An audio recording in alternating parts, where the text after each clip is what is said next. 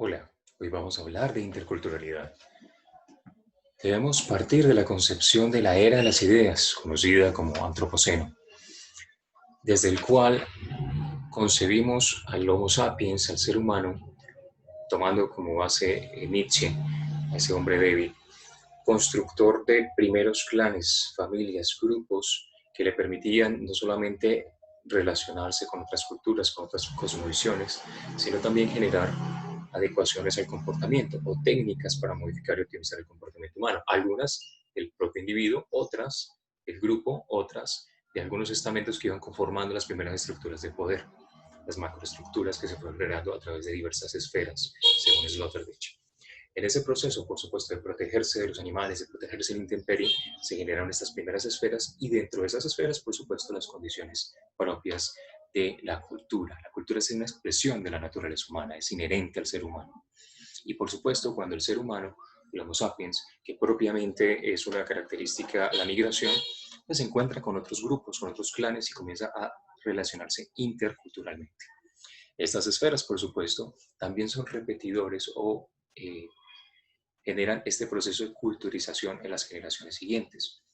La horda, el clan, las familias son replicadores generacionales de estas culturas. Aquí tenemos un problema traído hoy en día al tema de la cultura en el aula, de la diversidad en el aula. ¿Cuál es el problema? Que las escuelas son instrumentos de las superestructuras para reafirmar el poder, según Foucault. Sloterdijk manifiesta que los profesores, maestros o escritores son precisamente eso, profesores, profesan algo de lo que no son creadores, de lo que no están innovando, de lo que no son propios, no es propio a ellos. Simplemente profesan lo que otro hizo. Y en ese ejercicio de profesar lo que otro hizo, hay un reconocimiento de alguien que es válido, como lo diría Foucault, ¿cierto? Lo bueno de lo malo, siempre nos definimos por lo contrario, lo normal de lo normal, como en su ejercicio de revisión de los manicomios, de la revisión de las prisiones, que cómo vamos a buscar lo normal es a partir de lo normal, o lo bueno de lo malo, ¿cierto? La locura del acuerdo. Entonces, en este ejercicio, las escuelas profesan, perpetúan e intensifican las desigualdades al no reconocer los contextos. Hay un proceso que llamamos colonialismo del saber, y precisamente ese es el giro que quiere dar a algunos autores. Tenemos entonces acá a Hans Jonas, por ejemplo. El gran aporte que cita a Jonas y que cita a Sloterdijk es que los seres humanos, los docentes, ayudemos a tomar esas decisiones que nos permiten la permanencia en esta tierra, en este planeta. Que sean responsables, que nuestras acciones tengan unas consecuencias, pero que no sean negativas para ese ambiente. Tenemos entonces ese giro de intentar romper con ese eurocentrismo que nos dice que es válido y ponerlo en diálogo intercultural con ese indígena que también es válido para ellos. ¿Ya? Un ejemplo negativo de este ejercicio es la colonización. Los españoles, los europeos, ese conocimiento centroeuropeo era el válido y fue transmitido a los indígenas, y los indígenas, cultura, era inválido, era irreconocido, ¿cierto? Era invisibilizado, eran los invisibles. Entonces, lo vemos, por ejemplo, en la bula del Papa Paulo III, donde manifiesta que sí, claro, los indígenas son seres humanos, porque los antropólogos de esa época decían, bueno, estos personajes son humanos, son huecos, tienen alma. En su bula, él manifiesta, el Papa manifiesta, Paulo III manifiesta que, claro, son seres, pero son seres vacíos que deben ser llenados. Algo muy similar que después toma Freire en su concepción de la educación bancaria, como el profesor, el que sabe, el que tiene conocimiento válido, y el estudiante, el que no tiene conocimiento, el que debe ser llenadito de conocimiento, ¿cierto? En esa educación de acumulación, en la educación bancaria. Ahora tenemos que partir de un giro de decolonización de ese conocimiento, de reconocer que esas culturas, esa relación intercultural, que tiene una polisemia, según Gunther Dietz, ¿cierto? No es lo mismo hablar de la cultura eurocentrista, que, digamos, entra en cierto choque por ese, digamos, temor al cambio, temor a lo diferente con la cultura árabe. O los americanos, en ese ejercicio que tenemos actualmente y que se ve mucho en la política, sobre lo latino, sobre lo afro, sobre lo islam. Y aquí a nivel latinoamericano, por una parte está el tema del conocimiento en inglés, de las estructuras de poder, de las publicaciones de los artículos de investigación en inglés, pero también en el aula de clase hacemos ese tipo de atropello con la cultura castellana sobre la cultura indígena. Entonces, la cultura castellana, y usted enseña en su salón de clase el idioma castellano como lo válido, el conocimiento occidental, el conocimiento blanco, el conocimiento eurecentista, el conocimiento americano como el válido, y el indígena, el tradicional, el mestizo, el afro, como poco importante, como inválido, como oscuro, como no cultura, sino algo, digamos, de menor categoría, ¿cierto? No hablamos de folclore, por ejemplo, sin desmeritar, por supuesto, la misma concepción de folclore. Lo que Eduardo Galeano llamaría los nadies, ¿cierto? Que no son reconocidos, que no son valorados. Tenemos entonces en Gunter un reconocimiento de que el contexto y el currículo, ¿cierto? Las clases, las guías, lo que se genera, digamos, en el aula de clase, debe ir a la par. Los reconocimientos lingüísticos no son uno después de otro. No debo aprender yo primero castellano y después inglés. No, yo puedo aprender quechua, puedo aprender país, puedo aprender castellano, puedo aprender inglés, y entre mayor exposición tengamos, por supuesto, más reconocimiento a esa cultura. Cuando al estudiante se le entrega ese tipo de escenarios, ya no estamos hablando solamente de un reconocimiento de que hay pluri, de que hay multi y que hay intercultura, sino que también vamos transformando poco a poco esa conexión entre las culturas y vamos generando un espacio transcultural propio de esa migración. Ya no hablamos de migraciones físicas, locativas, de movimientos humanos propios del Homo sapiens, sino que hablamos de migraciones entre culturas y creación de nuevas culturas, que también, por supuesto, es propio del Homo sapiens. Catherine Wars nos invita desde Ecuador, también es una migrante del norte al sur, a reconocer en ese indígena, desde el indígena ecuatoriano, ¿cierto? El ejercicio de que el investigador en las ciencias sociales, el humanista, el docente, debe entrar en el contacto con ese grupo, pero también debe estar abierto a aprender, no solamente dispuesto a enseñar, sino también a dejarse permear. Ahí vamos a hablar de una identificación de una diversidad que es biológica, que tiene rasgos, que es diversidad social, que es múltiple, cambiante, y que el docente y el investigador de las ciencias sociales tiene que estar abierto a ese proceso, por supuesto. ¿Qué sucede también en esta apuesta de las pedagogías de coloniales de Catherine Walsh? También se entiende que el investigador, cuando llega de su conocimiento universitario y de su entorno occidental al conocimiento indígena o afro, intenta tradicionalmente imponer su conocimiento sobre este. Puede que lo valide en algún momento, pero siempre termina sobreponiendo el conocimiento occidental sobre cultura tradicional. Entonces, esa es la invitación.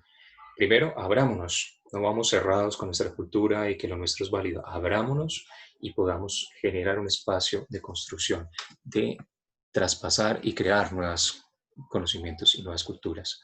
Abrirnos hacia la diversidad.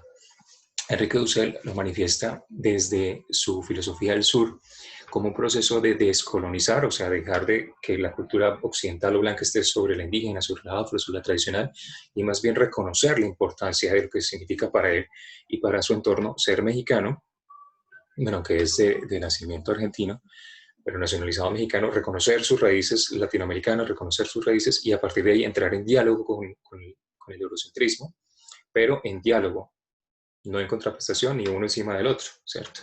Entonces, en esta filosofía de la liberación, Enrique Dussel hace una apuesta por reconocimiento del conocimiento mexicano. Nuestro orgullo patrio, el barranquillero Fals Borda, hace una apuesta también por la decolonización y por el reconocimiento de ese concepto que él adoptó de las personas de la Ciénaga, el sentipensante. Pienso, pero con el corazón, ¿cierto? También él hace una referencia muy fuerte cuando creó la cátedra de sociología en la Universidad Nacional. Él apuesta por el hombre icotea, como esa tortuguita que aguanta y aguanta y aguanta, pero también que se entierra y sufre, pero cuando llega la primera lluvia también se abre, disfruta y vive la vida, y de acuerdo a su sentir pensar, por supuesto, lo negativo es fuerte, pero lo positivo es mucho mejor en ese reconocimiento de sus saberes tradicionales y autóctonos. Y por supuesto, el escenario de la investigación-acción participativa, donde el investigador es precisamente ese elemento, ese actor transdisciplinar por excelencia. Tenemos aquí algunas de los ejemplos que apenas ahora en 2005, hace muy pocos años realmente, la Organización Mundial de la Salud vino a reconocer, también eurocentrista, tradicionalista, modo uno de hacer ciencia, vino a reconocer el saber tradicional de las parteras y ya cursó, digamos, inicialmente la mirada sobre, pero ya, digamos, en algunas instituciones, y lo vemos en el Valle del Cauca, en la zona de Buenaventura, cómo dialogan y van generando, van permeando esas culturas de lo que es el conocimiento del médico tradicional, del ginecobstetra, a la partera, y cómo se van integrando. Eso es un proceso muy, muy interesante aquí en Colombia. Proceso que tuvo muchas críticas, como el ejercicio del estudio de los chamanes en Siberia, que era considerado la cultura indígena de los chamanes de Siberia como algo de un desequilibrio originado, de un desequilibrio mental, y por supuesto procedieron a invalidarlo. Paulo Freire tiene un concepto muy interesante sobre esa pedagogía del diálogo, donde el docente no puede entrar simplemente a disparar conocimiento y el estudiante a recepcionarlo, sino que tiene que haber un diálogo, tiene que ser en dos sentidos, y por supuesto para generar conocimiento en contexto. Edgar Morin hace una interesante reflexión sobre si estamos enfermos de desarrollo, de ese concepto de progreso, de mal llamado progreso, donde lo que vale es lo producido, lo que vale es la industrialización, donde el conocimiento original, tradicional y respetuoso de la naturaleza no es válido porque no estamos en este ambiente de capitalismo, en este ambiente de consumismo. ¿Será que estamos enfermos de desarrollo? ¿Será que estamos enfermos de progreso? Es una reflexión bastante interesante que nos hace Edgar Morin, y por supuesto desde su reconocimiento del método y de la complejidad. Finalmente, Bonaventura de Sousa Santos, desde sus epistemologías del sur, nos invita a reflexionar sobre lo que es un investigador de vanguardia y lo que él llama los investigadores de retaguardia. No solamente el que está buscando ese conocimiento válido desde Occidente, sino el que busca, reconoce e interpreta, ¿cierto?, lo que sucede en los invisibles, ¿cierto?, en ese conocimiento que de pronto no llega al habla inglesa o que no llega a esas esferas de macroestructuras de poder, pero que es totalmente válido y que es válido durante muchísimos años en ese sur, que no es un sur geográfico, que es el sur de los invisibles, de los que no tienen voz.